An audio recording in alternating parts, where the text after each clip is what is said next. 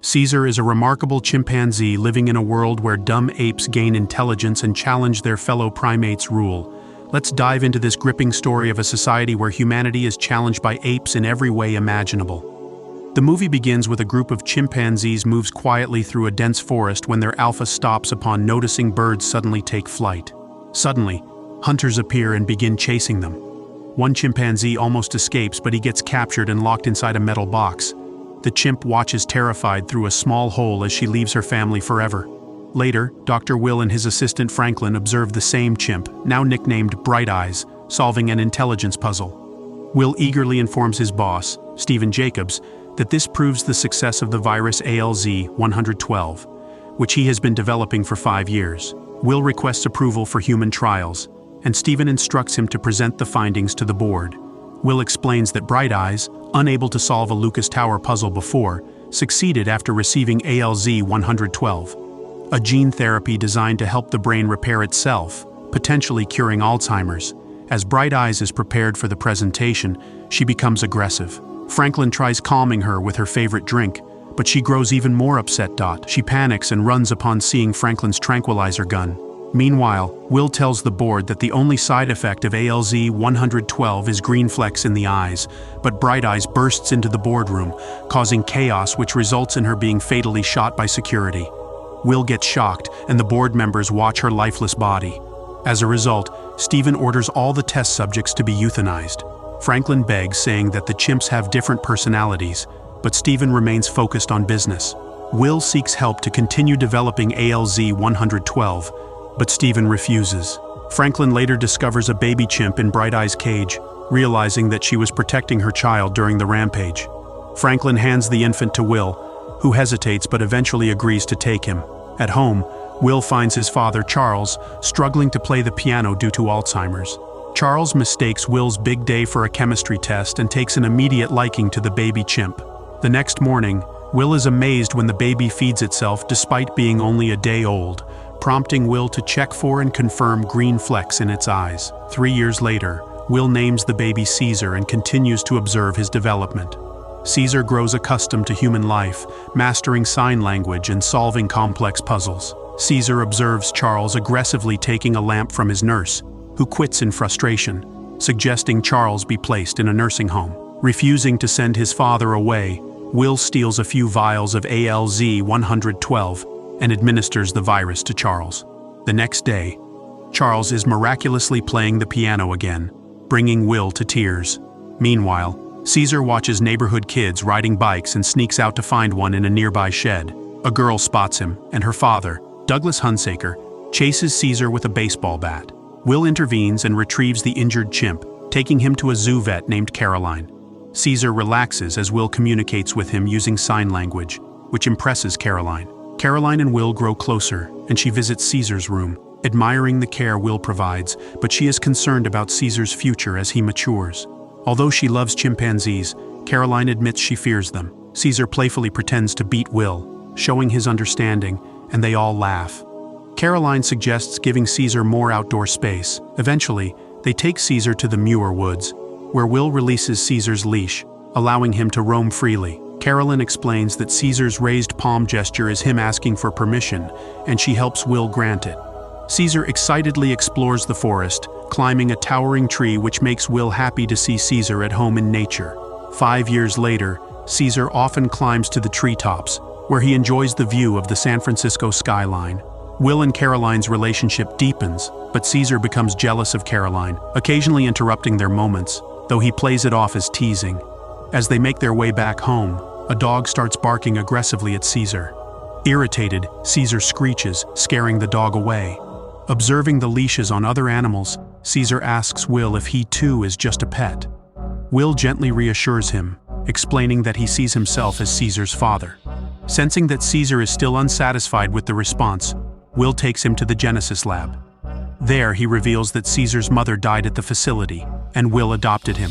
He further explains that Caesar's mother had been part of a drug experiment, the same drug he had given to Charles, which had passed its effects on to Caesar.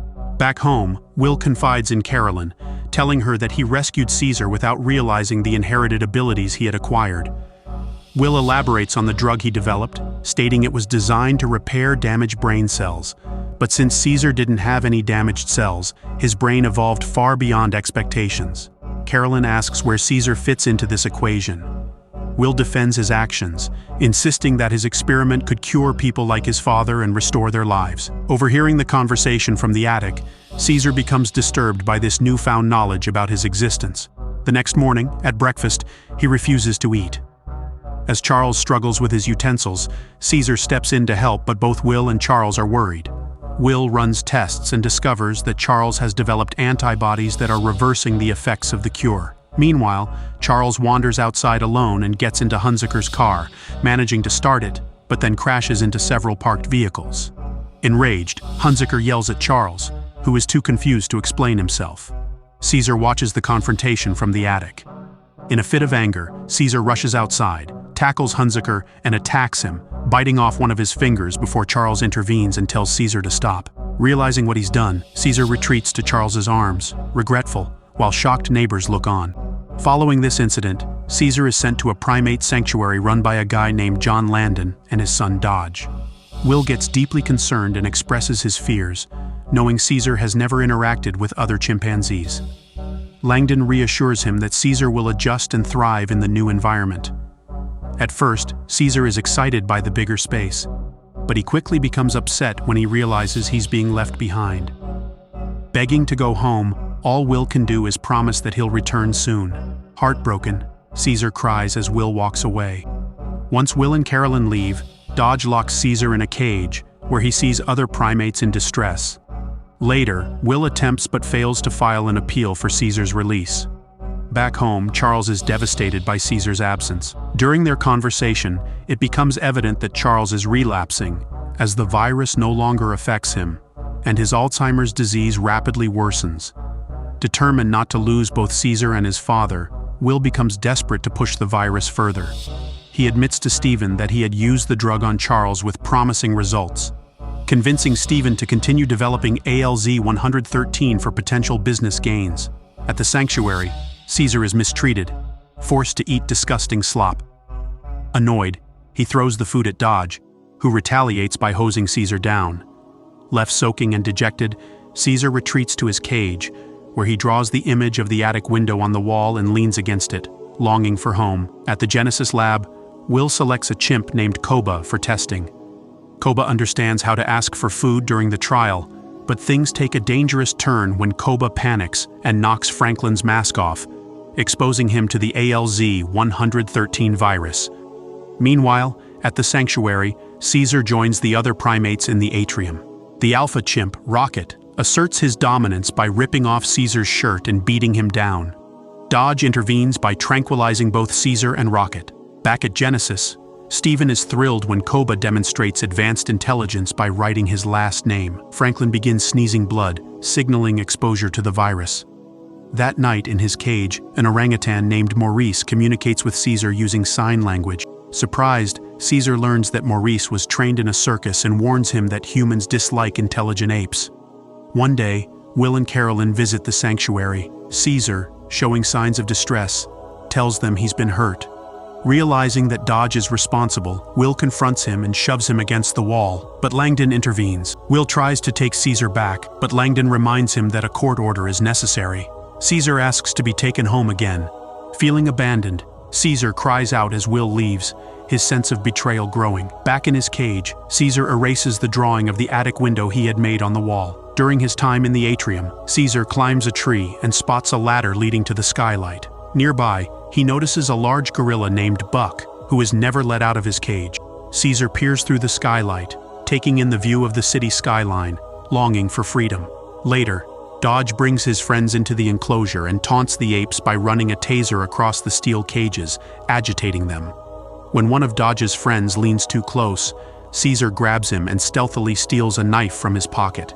That night, Caesar uses the stolen knife to quietly unlock his cage and step outside. Maurice, observing from his own cage, watches in silence as Caesar slips into the darkness. Caesar approaches Buck's cage next and carefully wakes him up. At first, Buck snarls angrily at Caesar for interrupting his sleep, but when he notices that the cage door is wide open, his demeanor changes. Caesar motions for Buck to come out, and Buck, realizing he's free, suddenly bursts out of the cage, excitedly roaming the open area. As Buck looks up at Caesar, a sense of gratitude for his newfound freedom is evident in his expression. Next, Caesar opens Rocket's cage and challenges him to a fight. Caesar swiftly knocks Rocket to the ground but decides to spare him. Rocket, now seeing Buck roaming free, accepts his defeat. In a gesture of submission, Rocket raises his palm to Caesar, acknowledging him as the new alpha. Meanwhile, Will, still worried about his father's deteriorating condition, attempts to give Charles the ALZ-113 drug, hoping to reverse the effects of Alzheimer's again. Charles refuses the treatment, preferring to let nature take its course. Heartbroken, Will decides to simply hold his father's hand as they both drift off to sleep. When Will wakes the next morning, he discovers that Charles has quietly passed away in the night. After the funeral, as Will cleans up the house, he stumbles upon an old photo of himself and Caesar. Overcome with grief, Carolyn advises Will to accept that some things in life are beyond his control and can't be changed. Later, Will uncovers disturbing news. Stephen has accelerated the human trials of ALZ-113, eager to sell the drug sooner. Will warns Stephen about the potential unknown side effects, but Stephen dismisses his concerns and reminds Will that he had already tested the drug on his own father. Stephen then threatens Will's career, leading Will to quit in protest. At the same time, Franklin's health continues to deteriorate, prompting him to visit Will's house for help. But finding no one at home, Franklin has an unfortunate encounter with Hunsaker, accidentally sneezing blood on him. Determined to rescue Caesar, Will bribes Langdon for his release. However, when the offer reaches Caesar, the once loyal chimpanzee, now bitter from betrayal, refuses to leave his cage. Caesar closes the door on Will, signaling that he no longer wishes to return home. That night, Caesar strategically organizes the other apes by instructing Rocket to distribute cookies to win their trust. The next day, while the apes gather in the atrium, Maurice questions Caesar's actions. Caesar explains that individually, monkeys may be weak, but together, they are powerful. Maurice, unimpressed, remarks that monkeys are foolish. Later, Caesar observes Rodney, one of the caretakers, punching a code into the door lock. Using the information he gathered, Caesar sneaks out that night by entering the code himself. He slips through the skylight and makes his way back to Will's house. There, Caesar sees Will and Carolyn sleeping peacefully together. Caesar searches the house and finds a vial of ALZ-113, realizing its potential to enhance the intelligence of his fellow apes. He steals the drug and returns to the sanctuary, where he administers it to the other primates. The next day, Caesar checks the eyes of the other apes, confirming that the green flecks in their irises indicate they have become hyper-intelligent. Langdon, noticing the apes standing upright and gathered together, briefly observes them before dismissing the sight. Meanwhile, Franklin is discovered dead in his bed, bloodied and lifeless from the effects of the virus. Back at the sanctuary, Caesar refuses to return to his cage and picks a fight with Dodge. When Dodge insults Caesar, calling him a dirty ape, Caesar stuns everyone by shouting, "No!" in response, then knocks Dodge unconscious. Caesar frees the other primates, and when Rodney tries to intervene, he is attacked by the apes. Although Caesar spares him and locks him in a cage instead. Dodge later regains consciousness and attempts to retaliate by using a taser on Caesar. However, Caesar cleverly redirects a hose, soaking Dodge and causing the water to amplify the taser's electricity, resulting in Dodge's accidental death. With their leader gone, the apes break out through the skylight, splitting into two groups led by Caesar and Buck. The next morning, Will realizes Caesar's room has been recently accessed and immediately calls the sanctuary, but receives no answer. He rushes to the facility, only to find Dodge's lifeless body and evidence of a punctured ALZ-113 container. Carolyn learns from Rodney that Caesar spoke, confirming the ape's intelligence. Meanwhile, in the suburbs, residents are shocked as they witness the apes moving stealthily through the trees. Caesar's group reaches the Genesis labs, where they destroy the facilities and free more imprisoned apes, including Koba. Simultaneously, Stephen receives a call about Franklin's death due to ALZ-113 exposure. He rushes to the scene, horrified to find the labs wrecked and the apes looking down from above. Stephen flees in a helicopter, trying to escape. As chaos unfolds at the zoo, visitors excitedly gather to see the previously shy apes, but panic quickly ensues as Buck charges down at them, prompting everyone to flee in fear. People grab anything they can use as weapons while police cars arrive at the scene.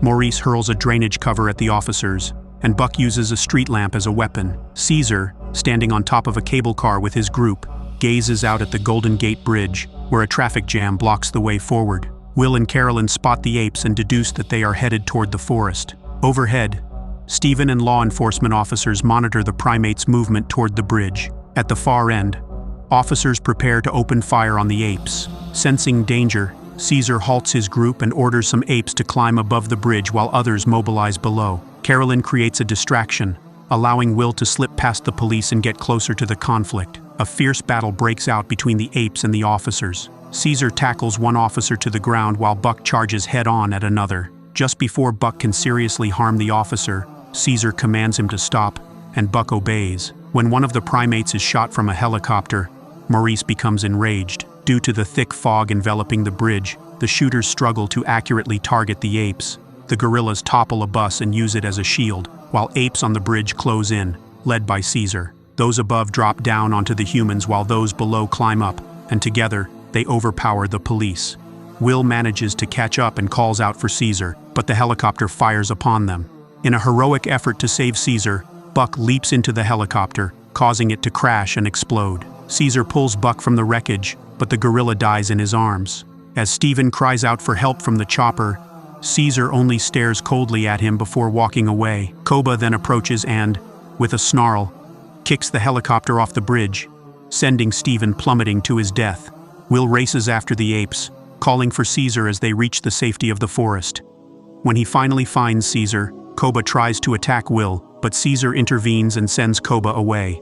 Will pleads with Caesar to return home, apologizing for everything and promising to protect him. Caesar steps closer and softly whispers, "I am home," leaving Will stunned to hear Caesar speak. Will, realizing that Caesar belongs in the wild, accepts this truth. With Will's blessing, Caesar leads his followers to the treetops, where he once again surveys the San Francisco skyline. Meanwhile, Hunsicker's dumbass, oblivious to the deadly virus he's carrying, experiences a nosebleed as he boards a flight at the airport, unknowingly spreading the contagion to the world.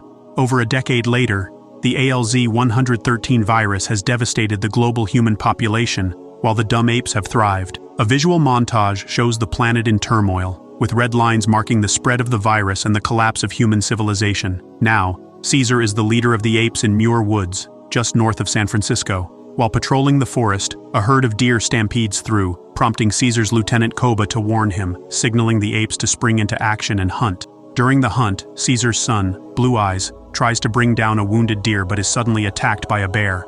Blue Eyes is injured, and Caesar, outmatched, calls for help. Koba leaps onto the bear, delivering a fatal blow with a spear. Caesar thanks Koba for his assistance and advises Blue Eyes to think carefully before acting in the future. The apes return to their safe haven in Muir Woods, where they have built homes and even established an educational system under the guidance of Morris, Caesar's close orangutan friend. Back at home, Caesar tends to his ailing wife Cornelia, who has just given birth to a new baby ape. He calls Blue Eyes to introduce him to his newborn sibling. Later, Caesar shares a moment with Maurice, reflecting on how far their ape community has progressed over the years. Maurice, however, asks if Caesar still thinks about humans. Caesar admits that at times, he does.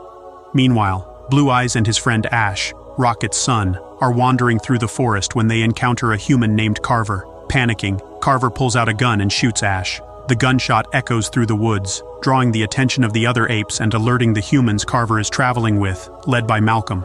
As the apes descend upon the humans, Caesar steps in, ordering them to leave. In the chaos, Malcolm's son, Alexander, drops his suitcase, which the apes later return as a peace gesture.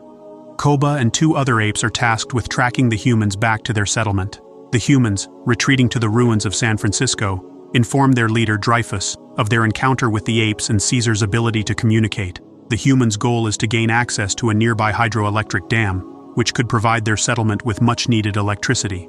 However, tension rises as they discuss the potential threat posed by the apes. Caesar, determined to prevent conflict, leads a group of apes on horseback into the city to confront the humans. He makes it clear that the apes do not wish for war, but they will defend themselves if necessary. Caesar also returns Alexander's suitcase as a sign of good faith, warning the humans to stay away from the apes' sanctuary. Despite this, Dreyfus stokes the humans' fear and mistrust of the apes, rousing them to action. However, Malcolm believes he can negotiate peace and convince Caesar to allow access to the dam. Dreyfus reluctantly agrees to give Malcolm 3 days to try. Malcolm, along with a small group, heads back to the apes' territory. Although his wife, Ellie, volunteers to accompany him, Malcolm insists she stay behind with their son. Despite this, Alexander resolves to join his father on the mission. Upon reaching the apes' sanctuary, Malcolm is captured by guerrillas and brought before Caesar. He explains that his only intention is to access the dam to restore power. After demonstrating his knowledge of the power systems, Caesar agrees to let Malcolm proceed, but only if the humans surrender their weapons. The apes dismantle the guns, easing tensions for the time being. Koba, however, remains deeply distrustful of humans due to his traumatic experiences in the labs, which left him scarred both physically and emotionally. He confronts Caesar, questioning his decision to trust the humans and warning him of the dangers they pose. Caesar, though, sees this as an opportunity to build peace between their species. As the humans set up camp near the dam, tensions simmer. One of the humans, Foster, remarks on the apes' adaptability and physical strength, noting how they have the upper hand in their environment. Meanwhile, Carver confronts Malcolm and Ellie, bitter over the loss of his loved ones to the virus, while Malcolm and Ellie too bear their own grief from the pandemic. Unbeknownst to Caesar, Koba has ventured back into the city with 2 other apes. There, they discover a stockpile of weapons, increasing Koba's resolve to take matters into his own hands. Koba encounters 2 humans guarding the weapons, and to blend in, he mimics playful chimp behavior, blowing raspberries and acting harmless. The 2 men, still wary of Koba's true intentions, firmly tell him to leave, as they continue to view him as a significant threat. Without hesitation, Koba turns and walks away, but his infamous sneer slowly creeps back across his face, revealing the malice lurking within him. Meanwhile, Malcolm, Carver, and Foster are busy working tirelessly at the dam, determined to remove the obstruction that has been preventing the flow of water. After much effort, they finally manage to blow up the blockage. However, the explosion inadvertently traps them within the structure for the time being, creating a new challenge to overcome. To complicate matters further, Carver suffers an injury to his leg, adding to the team's predicament. In the midst of the crisis, Ellie takes a proactive step, realizing that their situation is dire. She approaches the apes and convinces them to assist in the rescue of the trapped humans. The apes, moved by her plea, agree to help, and soon the humans are freed from the wreckage. With Carver in need of medical attention, the group returns to the camp where Ellie can tend to his injury. As they walk, other apes pass by, including their leader, Caesar, who observes the scene. Caesar's infant son, full of curiosity, momentarily joins the humans. Ellie and Alex are immediately enchanted by the young ape, finding him absolutely adorable and charming. However, Carver remains unfriendly and distant, his mistrust of the apes palpable. Tension mounts when the small ape approaches a crate containing a gun. Carver, reacting instinctively and out of fear, grabs the gun and points it directly at the apes. His aggressive move enrages Caesar, who swiftly disarms him and in his fury strikes Carver with the weapon. Sensing the escalating danger, Malcolm steps in to de-escalate the situation. He speaks calmly to Caesar, urging him to let go of the anger. After a brief pause, Caesar complies, throwing the gun into the nearby river. He then sternly tells the humans that they must leave immediately. Later that evening, Malcolm and Ellie approach Caesar again, this time while he is tending to his sick wife, Cornelia, who is gravely ill and growing weaker by the moment. Ellie, recognizing the seriousness of Cornelia's condition, offers to help with the antibiotics that the humans have with them. Though hesitant, Caesar reluctantly agrees, allowing the humans to stay for 1 day to help save his wife's life. Meanwhile, Foster, frustrated by Carver's reckless actions, drags him back to the vehicle and decides to leave him there. Taking the truck keys, Foster ensures that Carver cannot cause any further harm or trouble by fleeing. The next morning, the humans return to the dam to finish the work they had started. While they continue their efforts, Koba returns to the apes and reports on the humans' hidden stash of weapons, fueling their fears and suspicions. Consumed by anger and hatred for humans, Koba nearly launches an attack on Alex, but Malcolm steps in to defend him. Just as the situation teeters on the edge of violence, Maurice, the wise orangutan, intervenes and protects both humans and apes, preventing a full-blown conflict from erupting. The tension between Koba and Caesar reaches a boiling point when Koba confronts his leader, accusing Caesar of caring more for humans than for his own kind. Koba's accusations enrage Caesar, who attacks him in a blind fury, beating him relentlessly. However, Caesar soon pulls back, realizing that he cannot break one of the fundamental rules of ape society. Apes must never kill other apes, a principle clearly displayed on Maurice's teaching wall. Realizing his mistake, Koba extends his hand to Caesar in a gesture of apology, and after a moment's hesitation, Caesar accepts it, signaling a temporary truce. Later, Koba returns to the human complex, where he finds the same 2 men drinking and laughing together. Seizing the opportunity, Koba puts on his familiar act, mimicking the playful and silly behavior of a chimp to amuse the men. The men, entertained by his performance, offer him a drink, but Koba spits it out in disgust. In a sudden and violent turn, Koba grabs one of their rifles and while they are distracted, shoots them both dead. With the rifle in hand, Koba later comes across Carver, who is still sitting alone in the vehicle. Without any hesitation or remorse, Koba pulls Carver out of the truck and beats him to death in cold blood. Meanwhile, back at the dam, Malcolm and his group manage to restart the generator, successfully restoring power to the city. That evening, the group shares a brief moment of joy as they listen to music, celebrating their success. Later that night, Caesar leads Malcolm and the others to a higher vantage point, offering them a breathtaking view of the city as the lights flicker back to life. To their relief, Cornelia's health also begins to improve. However, just as things seem to be taking a positive turn, disaster strikes. Koba, now armed with a gun, reappears. Only Caesar notices him before Koba shoots, and Caesar falls from the tree, gravely injured. Koba quickly flees the scene, leaving behind the gun and Carver's cap, which Blue Eyes later discovers. Panic quickly spreads among the apes as they struggle to make sense of what has happened. Sensing the growing fear and confusion, Maurice urges Malcolm, Ellie, and Alex to leave before things get worse. Meanwhile, Koba seizes the opportunity to manipulate the apes, convincing them that it was the humans who shot and killed Caesar. With this false information, Koba rallies the apes for war, leading them into the city and forcing Malcolm and his family to flee for their lives. In the human city, the mood is one of celebration. The restoration of power has lifted spirits, and the humans are enjoying their newfound sense of normalcy. However, Dreyfus, the leader of the human survivors, feels a deep sense of loss. Retiring to his private quarters, he pulls out his iPad, looking through old photos of his wife and 2 sons, who tragically perished in the virus outbreak. Overcome with emotion, Dreyfus breaks down in tears, mourning the family he will never see again. Determined to protect what remains of the human race, Dreyfus heads to the control room, where another man is attempting to contact nearby human settlements via radio. But before any connection can be made, the complex is attacked. Koba and his army of apes storm the building, launching a brutal assault on the unsuspecting humans. Dreyfus quickly takes charge, assembling a group of armed soldiers to defend the gates and fight off the invading apes. Armed with a rocket launcher, Dreyfus manages to hit several targets, killing many apes in the process. However, Koba's forces are relentless. They charge through the gates, breaking down barricades and capturing human prisoners as they advance through the city. By sunrise, Koba's apes have taken control of the city, and the captured humans are forced to experience what it feels like to be prisoners in their own home. Koba's brutal regime knows no mercy. He encounters 2 human prisoners, one of whom swings a metal post at the approaching apes in a desperate attempt to defend himself. Koba easily catches the post and commands Ash, one of Caesar's loyal followers, to use the weapon against the humans. But Ash, still loyal to Caesar's principles, refuses, saying that Caesar would never approve of such cruelty. Enraged by Ash's defiance, Koba grabs him and throws him off a balcony, sending him plummeting to his death. Meanwhile, Malcolm, Ellie, and Alex have escaped the chaos and managed to find Caesar, who is gravely wounded but still alive. Barely clinging to life, Caesar leads them to the house where he was raised by humans. There, the group tends to his wounds, but it becomes clear that Caesar is still too weak to fight. As the apes continue to terrorize the city, armed with rifles they've taken from the humans,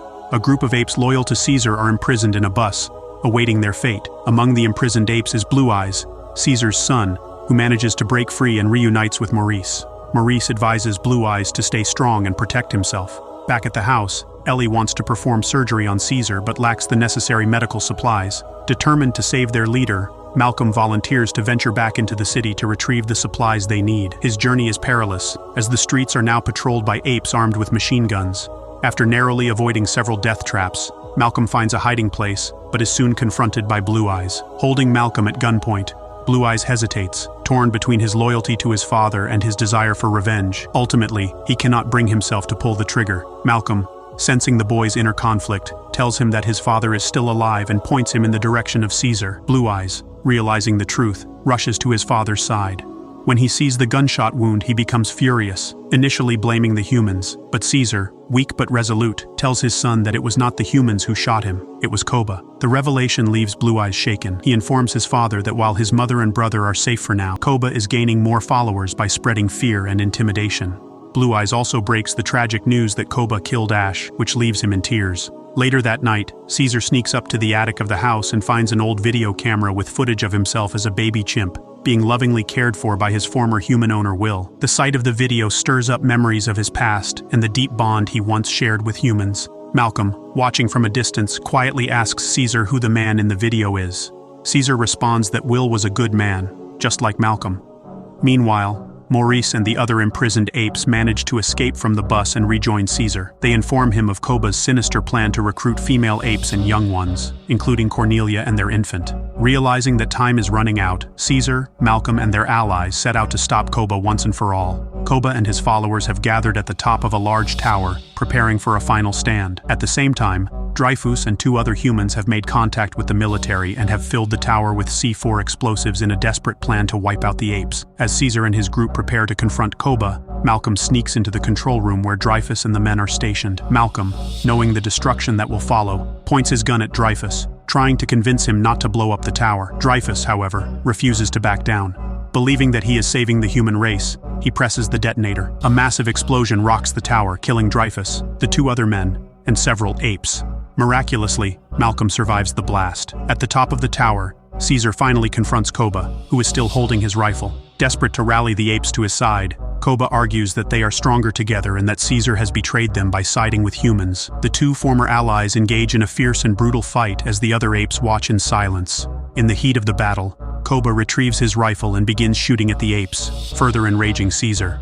With one final charge, Caesar knocks Koba off the edge of the tower, clinging to life by the tips of his fingers. Koba looks up at Caesar, pleading for mercy. He reminds Caesar of the ape law, stating, "Ape does not kill ape." Caesar, cold and resolute, responds, "You are not an ape," before letting Koba fall to his death. With Koba gone, the remaining apes gather at the tower, looking to Caesar for leadership. Caesar's family joins him as they regroup, but the peace they fought for now seems lost. As Malcolm approaches Caesar, he informs him that the military forces are on their way, and a new conflict is inevitable. Caesar acknowledges this grim reality, telling Malcolm that the war has already begun, and an ape was the one who started it. He urges Malcolm to return to his own family and protect them from the coming violence. The 2 part ways, understanding that while their bond was strong, the opportunity for peace between their species has now passed. As Malcolm departs, Caesar takes his place once more as the leader of the apes. The apes kneel in respect, awaiting his command as they prepare for the uncertain future ahead. The sound of distant ape cries and the shifting rubble fills the air as the credits roll, signaling the dawn of a new era in the struggle between apes and humans. 15 years after that fateful day, the world has been drastically changed by the ALZ-113 virus, also known as the simian flu. What began as an attempt to cure Alzheimer's ended up wiping out much of the human population, while advancing the cognitive evolution of apes. Caesar, once a symbol of hope and peace, now faces the consequences of a shattered belief in coexistence. Betrayed by his lieutenant Koba, whose hatred for humans sparked a brutal war, Caesar must now lead his apes through the ashes of a conflict that threatens to consume both species. Now, Caesar and his tribe of apes have been forced into hiding. They reside in a secret command bunker deep within the Muir Woods, far from the prying eyes of the human military forces. Yet even in this remote sanctuary, they are not safe. The brutal and merciless Colonel McCullough, leader of the military group known as Alpha Omega, is relentlessly hunting them down. Driven by his belief that humanity must eliminate the apes to survive, the colonel is determined to wipe them out at any cost. The war between humans and apes rages on, with no end in sight.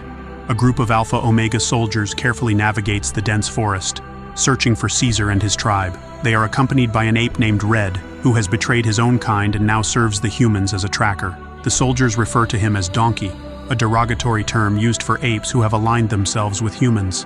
Red, along with another ape who remained loyal to Koba, watches for any signs of the ape's command base. The soldiers eventually locate the base and initiate an attack, opening fire on the apes. However, the apes respond swiftly and fiercely, launching a counterattack with spears and firearms, some of them mounted on horseback. Despite the chaos of battle, Caesar's leadership remains steadfast, and the apes manage to overpower the soldiers. They capture several soldiers, including Red. Caesar, in a show of mercy, chooses to spare the soldiers' lives and allows them to return to their camp. His decision is meant to send a message that the apes, despite being at war, are not savages. However, Red manages to escape the apes' custody and makes his way back to McCullough's camp. Later that night, Caesar is reunited with his family, his wife Cornelia, his eldest son Blue Eyes, and his youngest son Cornelius. Blue Eyes returns home after scouting new territory for the tribe, reporting that he has found a location far away from human settlements where the apes can live in peace. Caesar is overjoyed at the news and begins making plans to move the tribe. However, their celebration is cut short when, under the cover of darkness, McCullough and a group of his elite soldiers launch a surprise raid on the command base. In the dead of night, McCullough and his men infiltrate the apes' home, moving silently through the base. They kill several apes before reaching Caesar's quarters. There, McCullough personally murders Cornelia and Blue Eyes in cold blood. Caesar, who is powerless to stop the attack, watches in horror as his family is torn apart. McCullough attempts to kill Caesar as well, but Caesar narrowly escapes by plunging into the nearby waterfall. The colonel cuts the rope that Caesar clings to, sending him plummeting into the waters below. Devastated by the loss of his wife and son, Caesar returns to the command base. Though he is heartbroken, he refuses to allow grief to consume him. Instead, he focuses his attention on finding his youngest son, Cornelius, who has survived the attack. With Cornelius safe, Caesar entrusts him to the care of Lake, a close friend of the family. Determined to exact revenge on the colonel, Caesar decides to leave the tribe and pursue McCullough. Despite his insistence on going alone, his loyal allies Maurice, Rocket, and Luca refuse to let him face this peril alone. Together they set out on a journey to track down the colonel and put an end to his reign of terror. The apes' journey leads them to a military encampment where they discover that one of their own, Winter, has betrayed them by defecting to the humans. Winter, desperate to save his own life, had informed Red of the tribe's location, which in turn led to McCullough's attack. Furious, Caesar interrogates Winter and learns that McCullough's army is preparing to cross a border into uncharted territory. Just as Caesar is about to finish questioning Winter, a group of human soldiers approaches the camp. To prevent their capture, Caesar is forced to silence Winter, unintentionally suffocating him in the process. Haunted by the guilt of killing one of his own kind, Caesar is reminded of Koba's last words, "Ape not kill ape." As they continue their journey, the apes come across a lone human man who tries to shoot them. In a moment of instinct, Caesar shoots the man dead, further blurring the line between vengeance and survival. Inside the man's house, they find a young mute girl who cannot speak, likely due to the mutated strain of the simian flu. Though Caesar is reluctant to take her with them, Maurice insists on bringing her along, showing her compassion and offering her protection. The group presses on through the snowy mountains, encountering more signs of the human military's brutality. Along the way, they meet a peculiar ape named Bad Ape, a former zoo ape who has survived alone for years. Bad Ape reveals that the humans are using an old quarantine facility as their base of operations. With this new information, the group heads toward the facility, determined to confront McCullough once and for all. Upon reaching the facility, Caesar and his allies are ambushed by soldiers. Luca is gravely wounded in the battle and dies protecting Caesar. His death weighs heavily on Caesar, who realizes that his quest for revenge is leading to more loss and suffering for his people. Under the cover of night, Caesar ventures into the enemy camp alone, hoping to gain insight into the situation. As he approaches, he sees two captive apes hanging on a mountain above the camp. One of the captives tells Caesar that their tribe has been captured and forced into hard labor. Just as he processes this grim news, Red appears from behind and knocks Caesar unconscious with the butt of his weapon, leaving him helpless. When Caesar regains consciousness, he finds himself face to face with the ruthless McCullough. Filled with anger and grief, Caesar confronts McCullough, accusing him of murdering his family. The colonel, however, offers little in the way of genuine remorse, giving only a weak apology and admitting that his intention had always been to kill Caesar. Shortly after this exchange, Caesar is forced to work alongside the other captive apes, suffering the same conditions as them. As he looks around, he notices Lake and Cornelius locked in separate cages, with Cornelius desperately reaching out for his father's comforting presence. Despite being starved and dehydrated, the apes are cruelly made to continue their work on a massive wall. The situation intensifies when Red begins whipping one of the apes. Unable to stand by, Caesar yells for him to stop, only to find himself whipped in the other ape's place. McCullough watches this unfold and coldly orders Caesar to command the apes to keep working, despite their dire need for food and water. Ignoring Caesar's pleas, McCullough escalates the brutality by killing one of the monkeys and threatening to do the same to others. Despite this, Lake and the other apes push themselves to continue working in a show of loyalty to Caesar. Eventually, Red and a soldier named Preacher lead Caesar, now in chains, to McCullough's office, where Caesar once again pleads with the colonel to provide sustenance to the starving apes. Caesar, now completely drained of mercy, bluntly tells McCullough that he has none left to offer. McCullough retorts, claiming that Caesar came to the camp with the intent to kill him, but Caesar counters, reminding the colonel that he spared his soldiers out of compassion. In response, McCullough opens up about his own tragic past, recounting how his son, once a soldier in his army, was infected with the simian flu. The disease stripped his son of his voice and affected other troops in a similar way. Facing this reality, McCullough made the painful decision to kill his son and the infected soldiers, believing they were devolving into a more primitive state. The wall, he reveals, is meant to defend against a rival military force approaching with the intent to crush his fanatical sect. Although the captive apes finally receive food and water, Caesar remains deprived of these basic necessities. His physical suffering is compounded by another hallucination of Koba, who taunts him and challenges his resolve. Meanwhile, Morris, Rocket, Bad Ape, and Nova are carefully observing the events from a distance, planning their next move. Risking her life, Nova sneaks into the camp and approaches Caesar's cage, offering him food, water, and the toy Maurice had once gifted her. Fearing that Nova will be discovered and killed by the soldiers, Rocket creates a distraction, but the cost is his capture by the troops. McCullough seizes Nova's blood-smeared toy, further escalating the tension. Determined to save their fellow apes, Maurice and Bad Ape manage to dig a tunnel into the camp but pause when they hit a water source, fearing it could cause a flood. Undeterred, they press on, devising a plan with Caesar and Rocket. To create another distraction, Rocket flings excrement at a soldier, causing enough chaos for Bad Ape to pull the soldier away. This allows the apes to rescue the children and make their escape through the tunnel they had carefully dug. Caesar is finally reunited with Cornelius, and the two share a deeply emotional embrace. However, Caesar's mind is still clouded by thoughts of vengeance. He admits to Rocket that he is plagued by a hatred for McCullough that mirrors Koba's rage. Despite this, Caesar remains resolute in finishing what he started and heads back to McCullough's office for one final confrontation. As an enemy military force launches an assault on the camp, rockets fly through the air while McCullough's soldiers return fire in desperation. Caesar finds McCullough in his office, drunk and weakened by the same simian flu that has robbed him of his voice. In a climactic confrontation, Caesar faces off against McCullough. However, the colonel is no longer the formidable leader he once was. Having contracted the mutated virus, McCullough has lost his ability to speak and is slowly regressing to a more primitive state. With the colonel powerless before him, Caesar holds his gun but ultimately chooses mercy. The colonel, realizing his fate, wordlessly hands Caesar a gun, silently begging him to end it all. However, Caesar, conflicted, cannot bring himself to pull the trigger. In the end, McCullough takes his own life with a single shot to the head. In the midst of the battle, Caesar gathers the remaining apes, striving to lead them to safety. Seizing a belt of grenades, he attempts to destroy a leaking fuel tank, but Preacher shoots him with an arrow, wounding him severely. In an unexpected turn of events, Red betrays the humans, killing Preacher with a grenade launcher before being fatally shot himself. With his last ounce of strength, Caesar manages to throw the explosive, detonating the fuel tank and obliterating the camp as he escapes through the tunnel.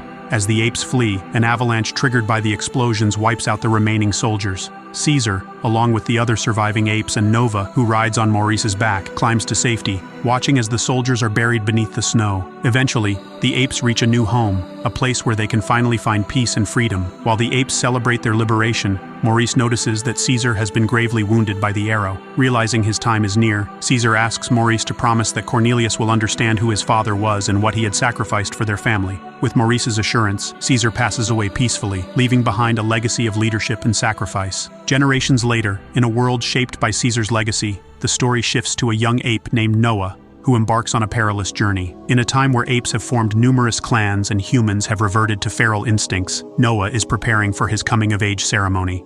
Alongside his friends, Anya and Suna, Noah sets out to gather eagle eggs as part of his rite of passage. Following the lessons of their ancestors, they take only what is needed. But danger arises when Suna is attacked by the mother eagle while attempting to retrieve an egg. Though knocked off the cliff, she miraculously manages to cling to a branch and secure the egg, marking the beginning of Noah's journey to confront his past and shape the future of both apes and humans in this new world. The trio cautiously returns to their horses, knowing the danger is not over. As they prepare to leave, they sense someone nearby and follow a trail of clues, leading them to a tunnel where they find a blanket with a strange scent. They take the blanket but leave quickly to avoid being detected. Back at their camp, Noah's mother, proud of him, tells him that his father wants to see him. His father, Koro, the birdmaster, greets him gravely, sensing something amiss. When Noah shows him the blanket with a human scent, Koro grows frustrated, reminding Noah that it should have been discarded. Koro is troubled, knowing they are forbidden from leaving their territory and that human contact is dangerous. Despite Koro's unease about the human scent, he trusts Noah and advises him to inform the elders after the union ceremony. Meanwhile, Anya speaks to Noah, worried about the blanket, but Noah reassures her that scouts have been sent to keep humans away. Later, while Noah sharpens his weapons, he senses someone nearby. Investigating, he encounters a frightened woman who charges at him before fleeing. During the scuffle, the egg Noah had retrieved breaks, meaning he can no longer participate in the union ceremony. Though his father is birdmaster, it is unlikely an exception will be made for him. Determined, Noah sets out that night to find another egg. riding his horse deep into the forest. His journey takes a dark turn when he stumbles upon a dying ape who collapses behind him. Soon after, a group of apes on horseback arrives to investigate. The second-in-command demands to know what happened, while the leader explains that explorers killed the ape and found a blanket smelling of humans. Suspecting the woman's involvement, the second-in-command orders her clan to be found. In the confusion, Noah's horse bolts away, and the woman mistakenly believes it is hers, trying to follow it in hopes it will lead her back to her people. Noah races back to warn his clan, but it is too late. Hooded apes have attacked the camp and set it ablaze. Amid the chaos, Noah finds Ania and her brother.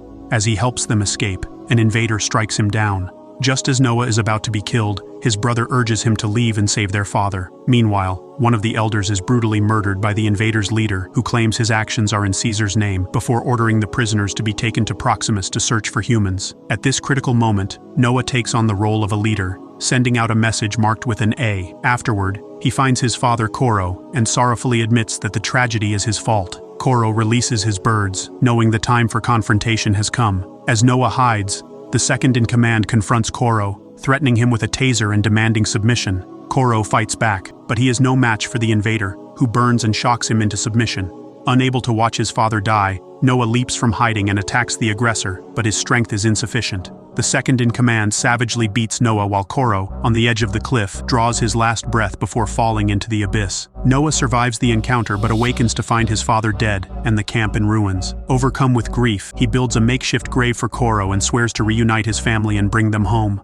With renewed determination, Noah rides toward the source of the devastation. He crosses a bridge out of the valley and discovers the remnants of a forgotten city, now overtaken by trees. While exploring the area, Noah finds his mother's blanket, spurring him to follow the invader's trail. As night falls, he rests by a fire but is soon attacked and forced to move deeper into the forest. There he comes across an old campsite, and while investigating, falls into a trap that suspends him above a fire. He narrowly escapes but takes a heavy blow in the process. At this moment, Noah encounters a stranger who demands to know his identity. Without his mask and weapons, Noah explains that he is not part of the group that attacked the stranger's people. He reveals that his clan was destroyed, his mother killed, and he has been tracking the invaders ever since. The stranger, Ruka, softens, explaining that he too has suffered a similar fate. Ruka shares that he is guarding ancient books containing ideas and knowledge from the past. He tells Noah that in Caesar's time, apes understood the symbols within the books. As the two bond over their shared losses, Noah mentions that the invaders who attacked his clan also claimed to act in Caesar's name.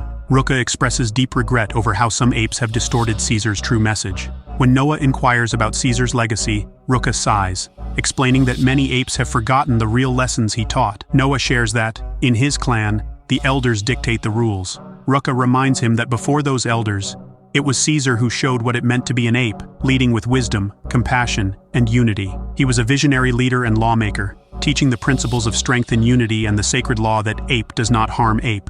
Though most have forgotten, Ruka, as one of the last followers of Caesar's way, remains committed to those teachings. Noah, curious, asks for more details, and Ruka elaborates, explaining that in Caesar's time, the apes built shelters not only for themselves but also for humans, though now, humans are rare. Noah glances at an old image of humans and asks about it, unfamiliar with what they once were. Ruka tells him they are humans, to which Noah responds that he has never seen one and only thinks of them as scavengers.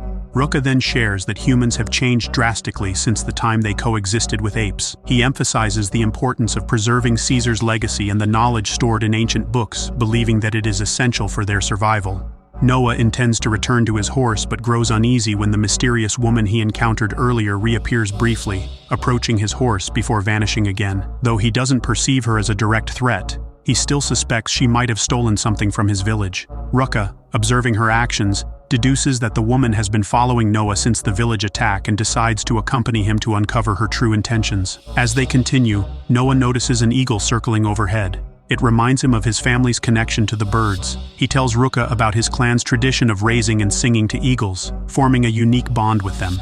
His father Koro had an extraordinary gift for singing to the eagles, even managing to call two at once. Noah, however, feels inadequate in comparison, doubting his ability to live up to his father's talent. That night, as they set up camp, Noah spots the woman hiding in the trees and attempts to communicate with her. She approaches cautiously, keeping a wary eye on him. Noah suspects her hunger is what keeps her near. Ruka suggests offering her Noah's cloth to keep warm, but Noah hesitates, explaining its personal significance. Ruka, however, insists on showing compassion. Reluctantly, Noah hands the cloth to the woman, who accepts it gratefully. Recognizing her intelligence and resourcefulness, they decide to name her Nova, a name from Caesar's time. Intrigued, Noah asks why Caesar cared so much about humans. Ruka explains that, according to legend, Caesar was raised by humans. He was the first leader to rule with strength, decency, morality, and compassion, setting the foundation for future generations of apes. The next day, while exploring alone, Noah discovers an old telescope. Struggling to use it, Nova appears and demonstrates how to operate it. Ruka observes Nova's growing importance but remains skeptical, though he chooses not to voice his concerns immediately. As they continue their journey, Ruka also looks through the telescope and notices something strikingly human-like about Nova. He suggests bringing her along, but Noah disagrees, pointing out they only have 2 horses. Ruka resolves the issue by offering to share his horse with Nova. As they travel through the forest, they encounter a herd of creatures they call striped horses. Ruka is astonished, believing these animals had long since vanished. Though Noah appears indifferent to humans, Ruka's dedication to protecting them begins to influence him. Still, Noah decides to go off on his own. Before departing, Ruka gives him a necklace, symbolizing his inclusion in Caesar's order. Noah rides off, but Nova, sensing danger, becomes anxious. Ruka tries to calm her, but suddenly they hear a noise. A group of apes appears, searching for humans. Ruka yells for them to stop, while Noah watches from a hidden vantage point. Unable to locate the human they seek, the apes widen their search, leaving Nova trapped in the tall grass. Desperate, she stands up and calls out. Noah rushes to her aid, arriving just in time. Another ape follows closely, but Ruka creates a distraction, allowing them all to escape. Noah is shocked to learn that Nova can speak, calling her by her name. Ruka is initially doubtful until Nova speaks again, revealing that her true name is Mai. Both apes are astonished. Mai explains that she knows where Noah's clan was taken and that she is searching for others like herself. Ruka inquires if there are more humans like Mai, and she confirms that there was another like her, though she is now alone after her mother's death. Mai reveals that her mother taught her to stay silent to survive. Processing the information, Ruka acknowledges that much remains to be discussed. Offering his blanket to Mai, the trio rests together for the night, while Noah tinkers with the taser that had been used against him. The next morning, as they attempt to cross a fragile bridge, a group of apes surrounds them. Noah is captured first, and the apes attempt to throw Mai into the river. Ruka intervenes, but soon finds himself in danger as well. The situation becomes dire when Noah is immobilized too. As Ruka struggles, he reminds Noah of the strength they possess when united. The group of apes then takes them to a foreboding wall, where ominous figures await them. Separated from Mai, Noah is greeted more warmly by the apes at the wall. From a distance, Noah spots a walled city near the sea, and in a moment of relief, he is finally reunited with his family, who embrace him warmly. As Noah reunites with his brother, Mai finds herself ushered into a dimly lit room where a man hands her a plain robe. He gazes at her, probing for information, and asks where she is from. Mai, guarded and cautious, remains silent. The man, undeterred, reveals that he too was once lost before he found Proximus. His words suggest that her past no longer holds any weight in this place. He shifts the conversation, asking her directly, "Who are you?" Mai, her tone steady but firm, replies that she is a human who does not aid apes. Their exchange is abruptly cut short by the distant blare of a bugle, signaling an important gathering and the imminent arrival of Proximus himself. From a hidden spot, Noah watches as the crowd below repeats every word Proximus speaks, a chorus of eerie devotion. Proximus declares with confidence that he has surpassed the legendary Caesar, claiming he will rectify the mistakes of the past. Noah, unimpressed, whispers to his mother that Proximus is nothing like Caesar. His mother, however, warns him to stay quiet, reminding him that they now live under Proximus's rule, and defiance could have serious consequences. As Proximus speaks to the assembly, his voice filled with excitement, he references treasures that lie beyond the Great Wall, suggesting that while opening the door to these riches will be challenging, it is not impossible. He echoes words once spoken by Caesar, stirring the crowd into a frenzy. But when Proximus commands that the door be opened, the attempt fails. In the distance, Trevathan reassures Mai, telling her that there is nothing to fear beyond the wall, as everything there has long since perished. Mai, clearly angered, retorts that he doesn't truly understand the gravity of the situation. She explains that when the government retreated underground, many humans were left behind, trapped on the other side of the wall. Trevathan, unshaken by her response, tells her that what lies inside the wall can never belong to the apes. He urges her to forget the past and focus on her present opportunities, offering her the same comforts he enjoys within the walls of Proximus's domain. Mai rejects his offer, firmly stating that she has no interest in helping the apes build their world. Trevathan counters, reminding her that it's already their world and humans have no choice but to adapt. Meanwhile, Noah's mother speaks quietly to him, revealing that even the revered elders of their people now submit to Proximus's authority. Noah, frustrated, claims that the elders don't know everything. He believes they keep many secrets from the younger generations. Conversation is interrupted by a guard who arrives to escort Noah away to a banquet. At the banquet, both Noah and Mai are introduced to the guests. The host, with a tone of superiority, praises Mai's understanding of evolution but makes it clear that progress is a slow process, one that Mai might not have the luxury of time to witness. The host expresses a desire to gain access to the vault soon, while Proximus speaks of the potential dangers that could be hidden within. Proximus explains how, in the distant past, humans accomplished remarkable feats, scaling mountains, crossing oceans, and even taking to the skies.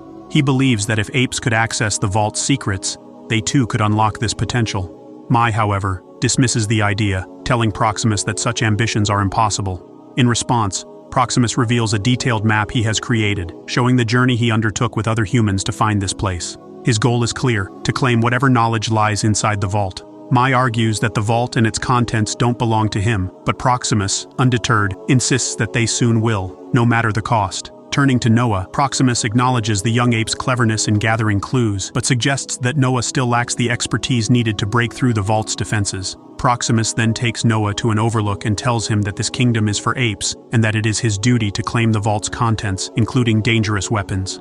Proximus explains that he must be the first to enter the vault to ensure that apes maintain their dominance and eliminate any threats within.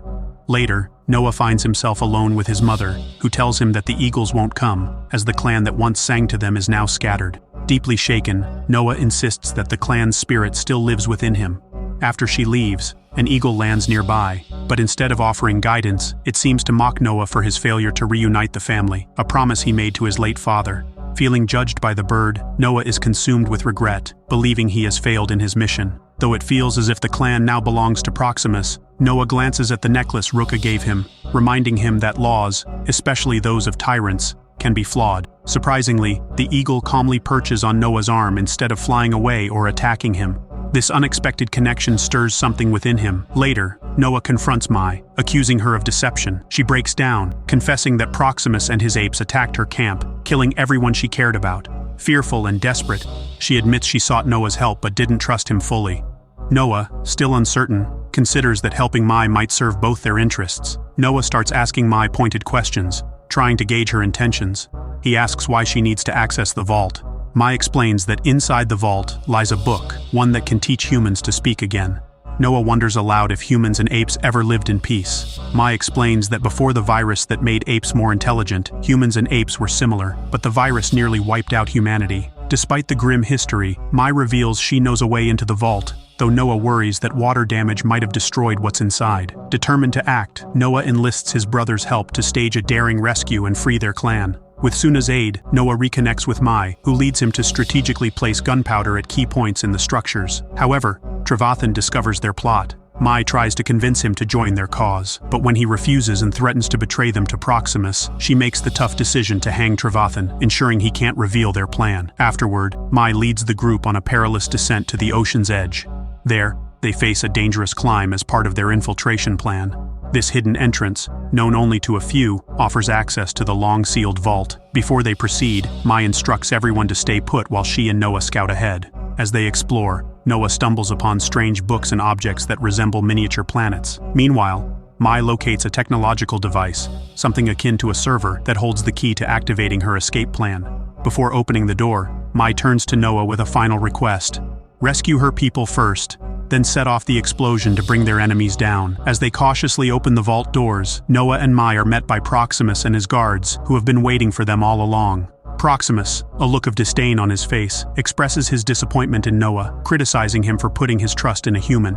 In a cruel twist, Proximus decides to test Noah's loyalty by seizing his sister and forcing him to make an impossible choice: save his sister or save Mai. Noah, caught in the grip of indecision, freezes, torn between the two. Without hesitation, Proximus orders Mai's execution. Just as the command is given, the sharp crack of a gunshot cuts through the air. Mai, having stealthily acquired a weapon, shoots the ape holding Noah's sister, freeing her in the chaos. Proximus, realizing the imminent danger Mai now poses, momentarily relents, offering her a chance to leave and go free. But Mai has other plans. Rather than escaping, she triggers the explosives she had carefully planted along the wall earlier, unleashing the full force of the ocean. Slowly but relentlessly, the water begins to flood the vault and the surrounding area. As the apes scramble in the rising waters, Mai slips away amidst the chaos. Meanwhile, Noah is desperate to save his family. Racing through the confusion, he is confronted by a furious guard determined to stop him. A brutal fight ensues, but Noah, fueled by his determination, manages to overpower the guard, leaving him behind to be swallowed by the encroaching waters. Noah emerges on the surface to find his family, but his moment of relief is short-lived. He is suddenly attacked by Next, who, in a fit of rage, viciously beats him. Battered and bruised, Noah is dragged before Proximus, who commands him to kneel. Summoning every ounce of strength he has left, Noah defiantly begins to sing his clan song. His voice is weak at first, but it soon rises above the chaos, and one by one, the other apes join in the solemn chant. Proximus, visibly shaken and confused, orders them to stop, but the apes only grow louder in their defiance. In a final moment of poetic justice, a flock of eagles swoops down from above, ambushing Proximus and knocking him off balance. Unable to regain his footing, Proximus stumbles and falls, plummeting into the churning waters below. The apes, unified in their song, watch as Proximus disappears beneath the waves, his reign brought to an end. After the battle, Noah gathers with the surviving members of his clan. Though victorious, the weight of their losses hangs heavily in the air.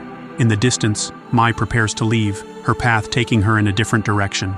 As they part ways, Noah acknowledges Proximus's dark prophecy, that humans will never stop until they have claimed everything for themselves. Mai, holding her ground, argues that the knowledge in the vault rightfully belongs to humans, not apes. Noah, however, disagrees. He insists that the future belongs to both apes and humans, and that they must rebuild their world together, stronger than before. Mai, uncertain of his vision, remains wary. Noah hands her the necklace Ruka gave him as a parting gift, a symbol of his hope for peace. Mai accepts it but keeps her gun close, unsure of what the future holds. In the following days, Noah spends time with his reunited ape family, relishing their newfound peace. But his journey is far from over. He embarks on a solitary mission to another sealed vault, turning over artifacts he recovered to a mysterious woman dressed in a protective suit. Her presence implies that there are still pockets of intelligent humans living in isolated communities, hidden away from the world. As Noah surveys the remains of the destroyed satellite dishes, he reflects on all that has happened. His thoughts drift back to the telescope where he and Mai first crossed paths. In the final moments, Mai, now far from Noah, activates a series of long-dormant satellites from the human bases. The signal flickers to life, making contact with other human survivors scattered across the globe, hinting at the beginning of a new chapter in human-ape relations, one filled with both hope and uncertainty for what lies ahead. Thanks for sticking with us until the end. Don't forget to like, subscribe, and hit the notification bell so you never miss out. See you next time.